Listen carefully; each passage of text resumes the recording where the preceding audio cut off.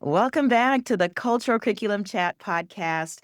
I'm your host, Jebeh Edmunds, and this is where we center culture, equity, and real conversations that transform the way we teach, lead, and live. And today's episode is going to be one that you're going to feel in your spirit. We're joined by Maya Rupert, a nationally recognized political strategist, speaker, and author whose work lives at the intersection of race, gender, and power. She currently serves as Executive Vice President at Blue State and has advised some of the most influential leaders in our country. Maya has led at the highest levels, from managing Julian Castro's presidential campaign to advising Elizabeth Warren. And what sets her apart is how she names the invisible dynamics that shape trust, communication, and equity in our leadership spaces. Her upcoming book, The Real Ones, explores how hidden barriers tied to identity impact leadership and how we can begin to dismantle them. Maya, welcome to the show. Truly, thank you so much for having me. I'm so excited to be here and to chat with your audience. So thank you for having me. Oh, thank you for coming. I'm just fangirling right now. I was like, wow, Oh I'm my so gosh. excited. Oh my gosh. So, yes, let's talk about your work and how it focuses on authenticity in leadership. What does that truly look like for you? Sure. So, I mean, I think, and you know, and your listeners know, um, authentic leadership has become a bit of, I feel like it's the same trajectory a lot of things go through, which is that it starts as an idea and then it almost becomes a buzzword to the point that it means everything and therefore nothing, right? So I think Yes. authenticity is something that I unpack a lot in the book, because it is one of those words that, because it almost becomes this kind of like catch all for everything good, it becomes really difficult to understand exactly what we're asking for. And for some of us, particularly folks of color, I would say women of any race, anyone who has had a kind of minoritized identity, what is asked for when we're told to be authentic is sometimes a little more complicated. Because for a lot of us, of the first lessons that we learned, especially in leadership positions and professional positions, was how to be strategically inauthentic. In order for me to get comfortable leading, I was very conscious that when I got into leadership positions, I was younger than was sort of normal for the positions I was taking on. I was a woman and I was a Black woman. And that meant I was leading people who did not immediately see me as a leader. In some cases, they didn't even see me in some ways as an equal. And my ability to lead a team became a function of my ability to make them feel comfortable enough for to let me lead them. And that is how I learned to be a leader. Now, there's a lot of things that I do in order to make that happen that are anathema to the idea of authentic leadership. But as a Black woman, they are part and parcel to the idea of authentic leadership. And so part of what I try to do in the book is get people to understand that what becomes an authentic experience for those of us who have to grapple with that kind of that double bind, that is authentic for us. And so what are we doing to define authenticity in a way that it remains accessible to people who've had very different experiences coming into their leadership? Oh, that is so good. And I love how you even shared that double bind because it's like so many of us, Black women in leadership have to have that I come in peace trope. And I have to Yes, prove that I'm here for you and we're on the same team, right? right, And then I have to prove that I am the leader of said team right. and still have to make you feel comfortable for me You're to make right. But leadership we'll be decisions. consensus driven and I'll come to you and I'll respect you as a leader and expert. And I don't think those are wrong instincts. I think they're Mm, great instincts. I love yeah. that I lead that way, but I also can't deny that it isn't, I do it for a specific reason because I'm read differently if I don't. And so Yes. that how to be an authentic leader, so many times I'll be in sessions about that and people talking about that. And I'm like, some of the stuff they're saying just feels like, it feels like it's a different language. That's just not my experience. And so I think we have to be more honest that authenticity is not a one size fits all experience that we all can sort of put on and it remains equally available to us. Yes, and I love that, and I know your book will interpret that for those that don't see it that way, but have to understand that Maya has to lead in a way that, um, gives her the platform to be that leader, but also you have to see the interweavings of how she got here is not the same path that others are. Oh, this is so good. So, what are some, because you talk about the invisible dynamics that you've seen shape leadership spaces, and you've kind of touched on that a little bit of, how to approach your leadership role is different than a colleague would be. Can you give us a couple more examples of those invisible dynamics that you have to do? Yeah, one of the things I talk about in the book, which I think is again, it's one of these things that became so ubiquitous in the workplace. I think we stop problematizing how it can be a challenge, but it's the concept of bring your whole self to work, right? It's like and a lot of times when people are talking about authentic leadership, that's a piece of it. It's like you should make other people feel comfortable to bring their whole selves to the workplace. Well, look, we all Um, know that our whole selves don't belong in our workplaces. yeah. But we don't know which parts do, right? When someone says bring your whole self to work, you're placing two expectations on them. One is they have to show up in a way that is doing this, that's sort of doing engaging in this performance enough that you feel like, okay, you're a team player. You are trying to bring your whole self to work. But there's still this unspoken dynamic of what's considered professional and what's not. And frankly, for a lot of us, the ways that we present elsewhere are read intentionally as unprofessional in workplaces. Yes. So, what it's really doing is putting a bunch of invisible labor on anyone in the workspace with a minoritized experience to say, look, yes, we do want you to bring your whole self to work, but not that part. So, Mhm. yes, we want you to talk about the fact that you have a relationship, but hey, queer folks, don't go too far because you might make some people uncomfortable. Yes, we want you to dress down on Fridays and let everybody see you in jeans, but don't wear your hair natural. Like, right? There are going to be those, but defining what that space is, there's nothing logical about it. There's nothing rational about it. There's no book that you can read and say, all right, that's what they mean. So what it's really doing is just saying all of these invisible cues, they're on you to figure out. And what is it's a kinder and a more productive way of thinking about this is the reason we want people to bring their whole selves to work is because we recognize human beings are full. So why not say what we do in our workplace is encourage a work-life balance. So work isn't your whole identity. So work shouldn't take up all of your time. Mm. And then you can go home and be the full version of yourself. But instead of without being completely honest about it, saying, bring your whole self to work, right? Yeah. Another place this comes up a lot in the book, I talk a lot about this in terms of political leadership because I worked in politics and a lot of my experience working with candidates really formed the basis for why I wanted to write the book. And um, when we talk in politics, political authenticity is this like, it's like it's the thing you need. If you ask people, it's like, oh yeah, well, voters want you to be authentic. But we have no shared definition of what that means. And when there's no Mhm. shared definition, all it does is create a bunch of room for bias. So you have these situations where you have a leader like Donald Trump, who people can say, even though I don't like him, even though I think he's lying, I definitely feel like he's authentic. Well, what does that mean? If you don't think someone's Mhm. being honest, how do you read them as authentic? Mhm. And when you really break that down, a lot of times what people are really describing is he's very clearly speaking without preparation. He's going to go out and tell me the first thing that comes to his mind. Maybe those will be lies, but he didn't nobody wrote this stuff for him. Mhm. But Mhm. then you take someone like Kamala Harris, who doesn't speak that way. She speaks like she has prepared. She speaks like it has been scripted. She speaks like she has run this by people.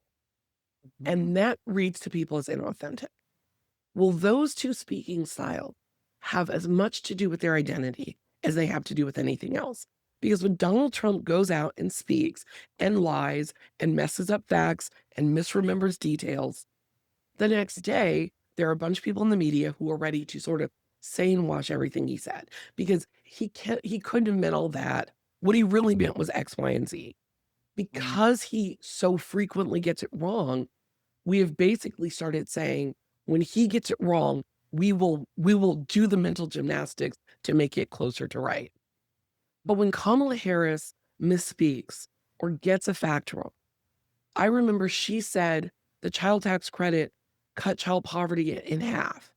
And she got fact checked by someone who said, a news outlet who said it was only 45%.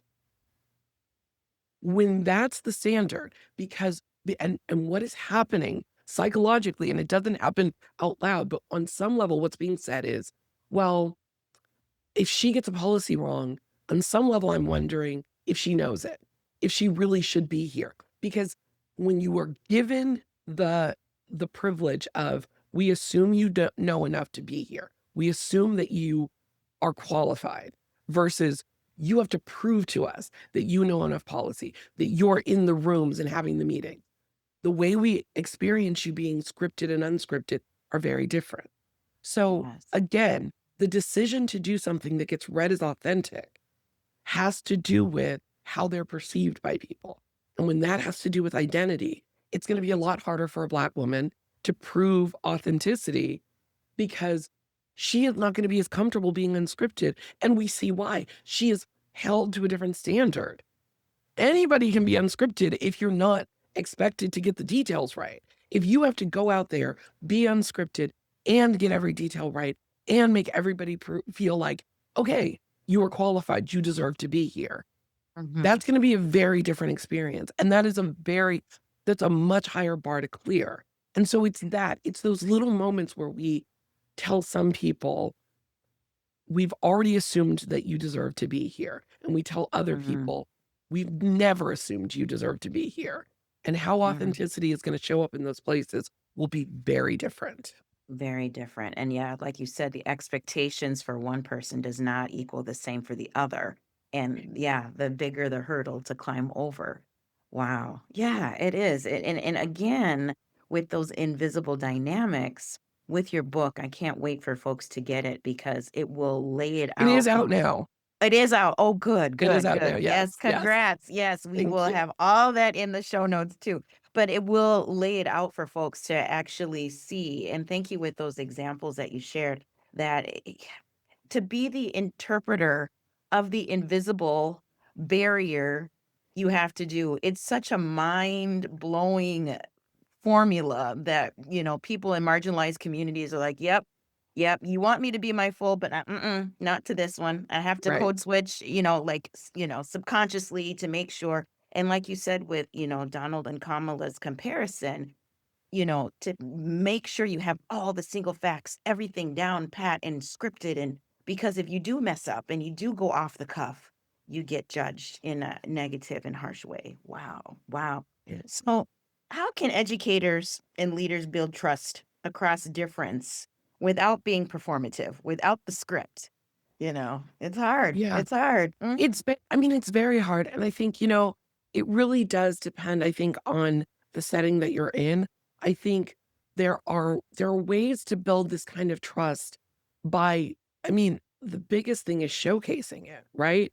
It's it's talking about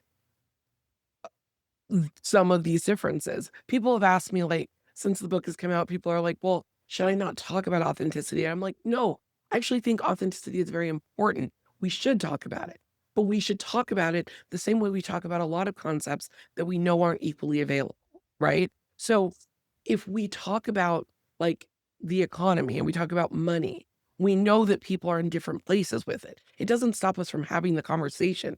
It makes us like think more and problematize what we're saying. We would never just say like, well, it's really, you've got to have a savings account. It's really important to do it, and talk about that as though everyone has equal access to the kind of money every month to put it aside and do. That part. That's a conversation that becomes so divorced from reality that there will just be some people who check out on it. And I think that's what's happened for a long time. There are a lot of us who've checked out on the authenticity conversation because people are telling us you just need a savings account, and we're saying, Wait a minute, I'm not paying my bills every month." Right? And so Mhm. it's talking about this stuff like it is anything else that does not come to everyone in the exact same way. And that it's not just, it's on you to embrace it, right? And I think that when you do that, when you speak about it that way, when you're more conscious of those kinds of things, you build that trust because people go, oh, you're having a conversation that like is about me too. And once you start doing that, people start trusting your leadership, your ability to create a space that sees more people. So I think a lot of times it's just naming it. It's saying like, we're talking about authenticity today, and I think that's really important. And I try and show up in my life authentically, and here's what I do.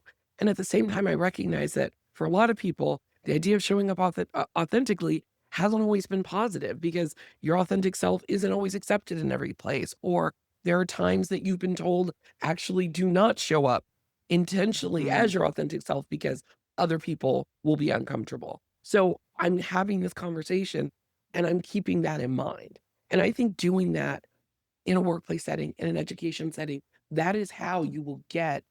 I It's think so those are the ways that naming it explicitly will help with that. yes. Oh, I love that. And, let's talk about your book too, my dear, The Real Ones. What inspired you to write this book? I say in the book, I decided to write the book right around the same time I realized I needed to read the book. And the Mm. reason was I was trying to describe this dynamic to someone and I was floundering. I remember basically because what I was trying to say, it was after 2020. And if you remember in 2020, and I think we're about to have a similar dynamic in 28, because when you don't have an incumbent, everybody runs for president and you get a huge field. And in Mhm. 2020, we had the most diverse, racially diverse presidential slate of candidates on the Democratic side. It was so exciting. And then by, Iowa, it had been reduced and and at the end of the day, it was a number of white candidates. It was, two older white men against each other, and that was that. And it was kind of like, how did we go from this dynamic and diverse pool to what we had? And I was talking to a reporter who was Yeah. asking me about it. And I said, we talked about a lot of the different ways that identity played out. And one way what I said was, I really think that this issue of authenticity, I just watched us struggle with it. I watched so many people say, the candidate I worked for, Julian Castro, he doesn't come across as authentic. And knowing him as I did, I was sort of like, but this is who he is. So I was trying to problematize that with people and not getting anything. So when I was talking to this reporter, I was like, I feel like a lot of the candidates of color got attacked for authenticity and it wasn't fair. And he was kind of like, well, but are you saying that candidates of color can't be authentic? And I'm like, no, no, no, no. What I mean is, and I was tripping over words and not able, and I realized it was because it was an argument I hadn't seen made elsewhere. So I was kind of like, Mm. wow, someone needs to say this because it's real. There's a dynamic at play when we are dealing with politics where we say, I want an authentic candidate. But because when I think of a white male leader, I have like 50 authentic versions of that. You can be the principled war hero. You can be the like policy wonk. You can be the like young, inspiring dreamer. You can be, there are so many different models for him. But when I think about women of any race, when I think about candidates of color, I try to shoehorn them into the one or two models I've seen. And if that's true, then of course it's more difficult for me to read some people as authentic. And that's the tough thing about authenticity, and especially political authenticity. We say it like a candidate has it or they don't. Yeah. But it's not just about what they're doing. It's about how I, as a voter and viewer, perceive what they're doing and perceive what they're saying. So it's a two-part exploration, which means my bias plays a role in whether you get considered authentic. So that question for me dogged us for the campaign, but I didn't have a word for it. I did not have a container for stop saying this, because what you're really doing is reinforcing an existing metric that only white men are electable. And it's hard to talk about, because if you talk about authenticity like it's not that great, people are like, "Are you a liar?" Like, because who Exactly. doesn't like authenticity? Like, liars. Like, Exactly. they're so it was such a Mhm. tough thing to talk about, and that's what made me decide I wanted to write it, because it felt like, I know that this is true, and when I talk to people, we all have the same, "Yes, I know what you're describing," but I didn't know where that argument was anywhere in the world, so I wanted to try to make it. Wow. Oh my gosh, I can't wait to get this book. And you know, you're so right. It is so much harder to decipher, our biases with other groups of people to think of what is authenticity. And then you're also pinning your bias with the rest of the country and their biases and Yes, their checklist of like, yep, yep, this can this candidate fits all of my boxes of being authentic. And then right. it's like you have your lie radar meter going, he's not from this county or you know this isn't his sports person he likes, so therefore, it's so Right, difficult to, convey that to make them feel trustworthy and worthy of that position. So, right, oh my right. goodness. And it Wow. intersects in such an interesting way with, like, pop culture, right? Because our Mhm, stories are also how we learn mhm. they expand who we know in different communities, right? Yes, So many yes. people, when I was growing up, in the '80s and the '90s, people cited The Cosby Show as Yes. such a meaningful, non-Black people considered that of the first Black families they knew. That's the Mhm. power of television, it's the power of storytelling. When Joe Biden said that he supported marriage equality, he cited Will and Grace. The ability to tell our stories and tell them in fulsome ways absolutely impact how everybody sees the world. Because if I Yes. can't rely on, I've seen enough women presidents in my lifetime, I've seen more of them on TV, right? So it Mhm. it it intersects with, how are we allowing people to tell various stories on television through movies?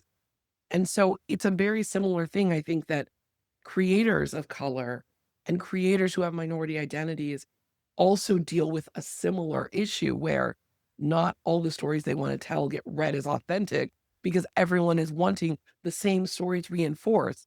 And the Yes. problem Same with that is, narrative. what we need is a broader set, so that we Yes. can see that there's a lot of ways to be Black in America, or to be right. Like, we've got to show, when we see how important those stories are on our political lives and our social lives and our economic lives, culture has to be a piece of how we're expanding what we consider authentic stories.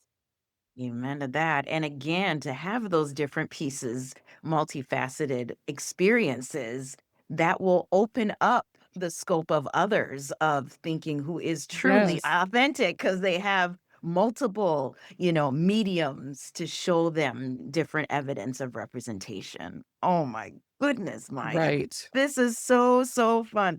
Okay. Last couple questions for you. Where can we find all things Maya Rupert?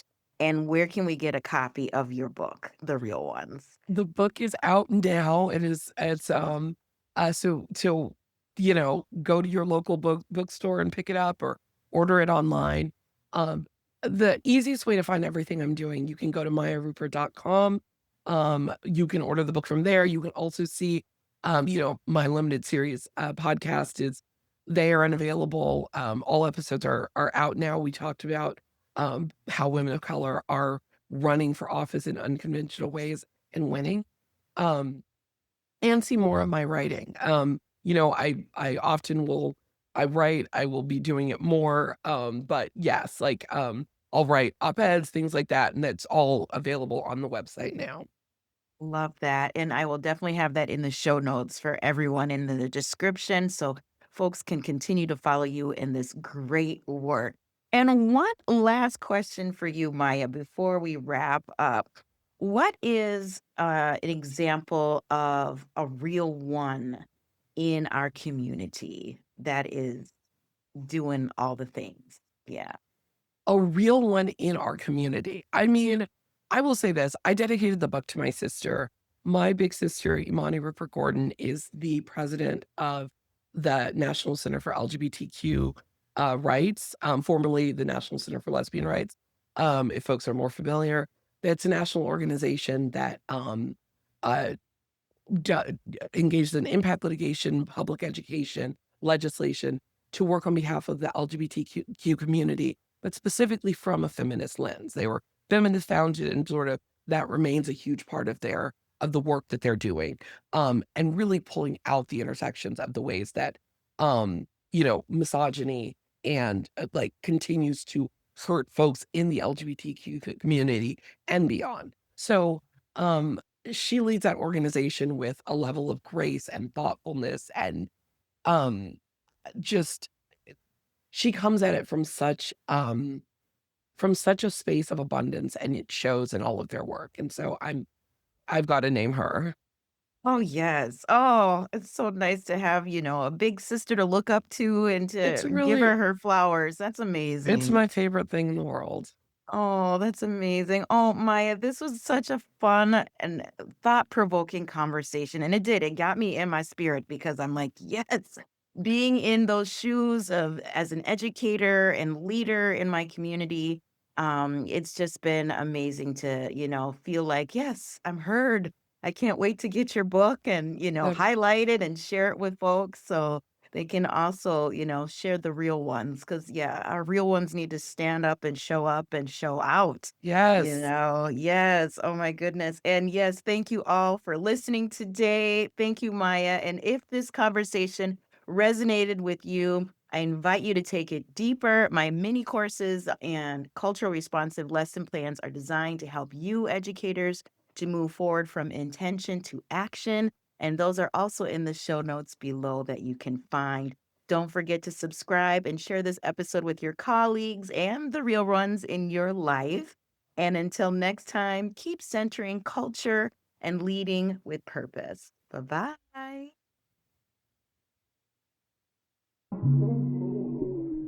Navi.